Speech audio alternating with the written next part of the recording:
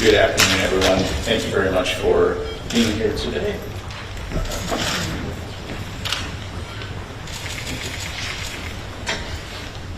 It's my pleasure to introduce the Secretary of Defense, Lloyd Austin III. The Secretary will deliver opening remarks, and then we'll have time for just a few questions. Please note that I'll be moderating and will call on the journalists. We do have a very tight schedule, so I appreciate your limiting follow-ups. With that, I'll turn it over to Secretary Austin. Thanks, Pat. Well, good afternoon, everyone. It's great to be back at NATO.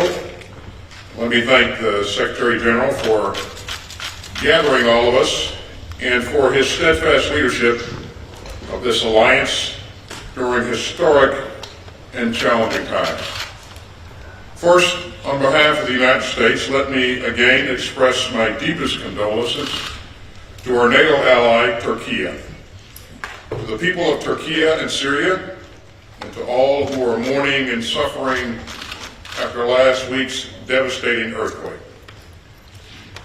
I know that all of our hearts are with the families of the victims, and we'll continue to work closely with our Turkish allies to meet their most urgent needs and to try to ease the terrible suffering in the region. Now let me turn to some of the other business that we discussed today.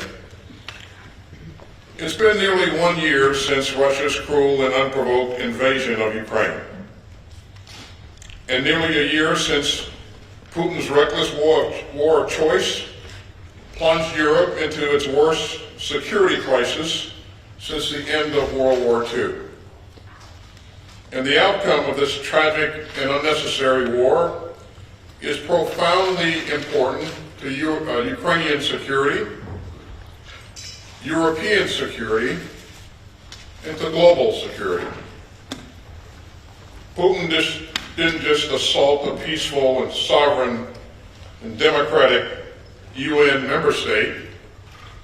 He also threatened the hard-won system of rules and rights that has made Europe stronger and safer for more than 7 decades. But things haven't gone the way that the Kremlin planned. Putin expected Ukraine to surrender, and he expected the world to submit. History will record something very different. History will remember the courage of the Ukrainian people, and history will remember the determination and strength of the NATO alliance.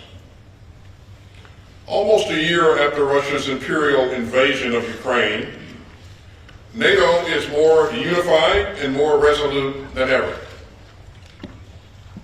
We are determined to stand with Ukraine's brave defenders for as long as it takes. And we are also determined to protect every inch of NATO territory. Putin's flagrant aggression has changed the security environment for every member of this alliance and for countries around the world.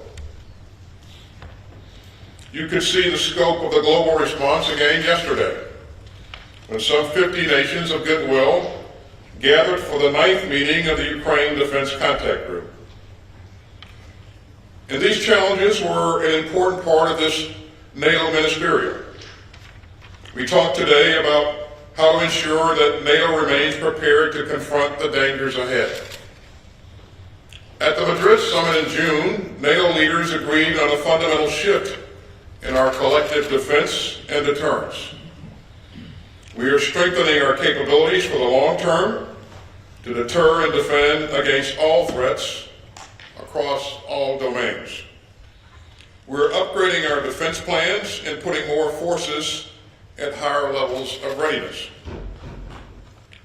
Today we discuss the progress that we've made since Madrid and our ongoing work as we move towards the Vilnius summit in July.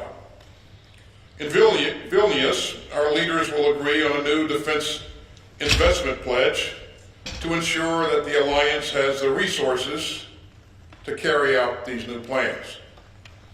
We had productive conversations about that pledge, and we look forward to working with our valued allies to ensure that we all do even more to invest in our shared security.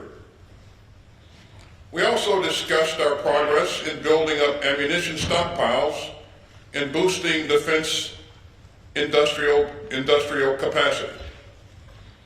And NATO allies have dug deep over the past year, and both President Biden and I are deeply grateful.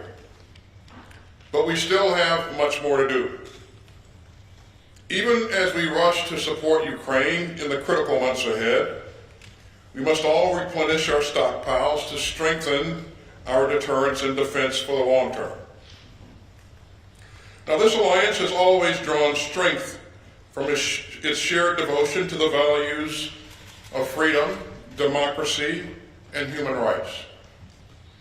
We've seen it in action over the past year, as our extraordinary allies have stepped up to condemn Putin's imperial aggression, to support Ukraine's right to defend itself, and to strengthen our collective defense. We will not be drawn into Putin's war of choice, but we will never waver in carrying out NATO's preeminent task. And that task is to defend this great alliance's people and their territory. America's commitment to that core mission is unflinching. America's commitment to Article 5 is ironclad. And we're proud to work alongside our NATO allies to defend the forces of freedom and to build a safer world. So thank you very much, and I'll take a few questions. Thank you, Mr. Secretary. Our first question will go to Tom Secretary Redsnow. Thank you. Good afternoon, Mr. Secretary. Sir, in 1914, as troops invading France moved through this very region, those in charge of the defense in Paris scrambled to rush men and materiel to blunt that offensive. They had little time to react and threw everything they could, including taxicabs, to get what was needed into the fight to counter that offensive, and they succeeded. Now, from NATO Secretary General on down, many here have acknowledged that the Russians have either started or will soon begin an offensive of some proportion before the Ukrainians can do the same. So a similar scramble seems to be looming. Yesterday, you outlined a deep and wide range of military support pledged to Ukraine. You just mentioned it again today. But with ports jammed and railways clogged with some production off pace, how certain are you that this support will get to Ukraine in time?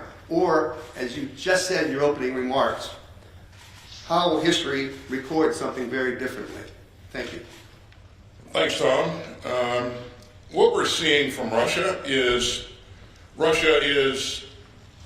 continues to pour large numbers of additional people into the fight. And those people are ill-trained and ill-equipped. And because of that, we see them incurring a lot of casualties. And we'll probably continue to see that going forward. That's their strength. They have a lot of people. Our goal is to make sure that we give Ukraine additional capabilities so that they can be not only be marginally successful, they can be decisive on the battlefield in their upcoming offensive. And so you've seen us move to provide Bradley fighting vehicles. You've seen us move to provide Strikers, Martyrs, Leopard tanks, and a number of other things that we're pulling together to provide them additional capability that I think will make a pretty significant difference in their counteroffensive in the spring. So we're laser focused on making sure that we provide a capability and not just platforms, Tom. So for every system that we provide, we're going to train troops on that system, but we're also going to give them additional training on maneuver, on the integration of fires, on sustainment, and on maintenance.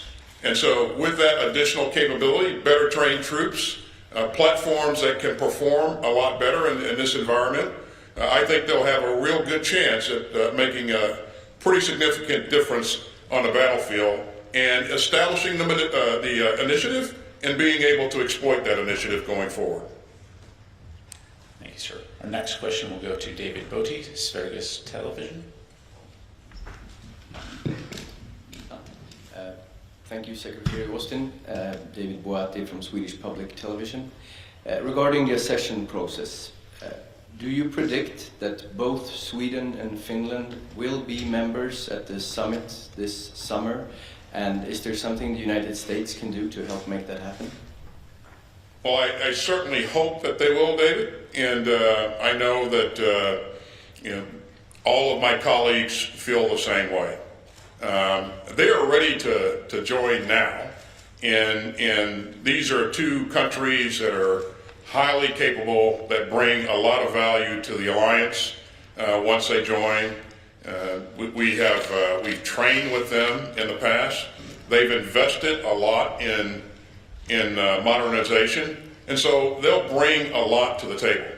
Now, when and how they join will be really up to the leadership of both of those countries, and I know that their leadership is leaning forward, and so we'll see what happens. I won't hazard to predict. I would just tell you that I know all of my colleagues are with me in saying that we'd like to see them join as soon as possible. Thank you, sir. And our final question will go to Bill Hennigan, Time Magazine.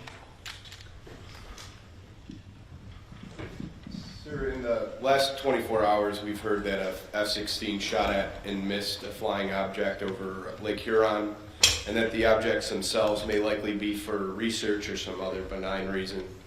Given that there's been no other shoot-downs in the past 2 days after we had 3 in a row, is the military now more wary to engage these objects? And then secondly, it seems that the debris is located in some hard-to-reach places, to put it lightly. So how important is the recovery of this wreckage in to deciding the policy ahead? Well, thanks, Bill. I'm not aware of any additional objects that have been reported operating in the space in the last 48 hours. So, but in terms of whether or not the debris is important, it's absolutely important, and we're going to do everything we can to recover debris if it's possible. That will help us learn a lot more about what these objects are. We're also working with other agencies, NASA, FAA, FBI, and everybody in the community who may have an interest in operating in this space to learn more about what these could have possibly been. And so I would just tell you that the safety and security of the American people, that's the thing that's most important to me and to everybody on the DoD team and throughout the interagency. So we're going to continue to drill until we learn as much as we can about what these objects are and why they were operating in those spaces. We will always err on the side of caution, but again, there's a lot to be learned going forward. So, Thank you very much, sir. Ladies and gentlemen, that is all the time we have for today. This concludes our present meeting. Thank you.